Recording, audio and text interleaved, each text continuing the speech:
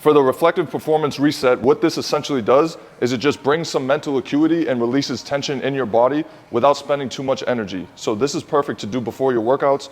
What we're gonna have Bailey do is make a knuckle with his index finger, and what we're going to be doing is rubbing certain areas of our body that actually help with our kinetic chain activation. All right, so first one we're gonna do is for our diaphragm, and we're gonna think about our sternum going into our rib cage as an upside down Y. And basically, we're gonna start at the top and just rub small circles and pulse back and forth. Little quick circles for about 5 seconds each, and then we're gonna work our way down 1/2 inch for 5 seconds, 1/2 inch for 5 seconds. When we get to the bottom of this rib cage, I wanna stay away from this linea alba right here that connects our ab muscles, and I wanna stay to the side of that and go under the rib cage with that same knuckle posture, or you can dig in under the ribs with your fingertips. And same thing, back and forth, small circles, and then work from the middle towards the outside of your rib cage. We're just working on loosening up some of the tissues that might be constricting our diaphragm. And then at the end, you can test taking a deep breath, expanding your entire rib cage in all directions. The second spot that we're going for is our psoas muscle. And basically we can test this by having Bailey lift up his knee into knee flexion and hold that at 90 degrees and seeing how easy it is for me to push him out of that position.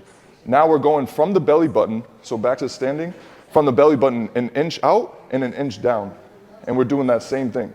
I like using my thumbs on this one, loosening it up. You could even get into some hip flexion and basically just to try to open up more space, get below that rectus abdominis into the psoas muscle.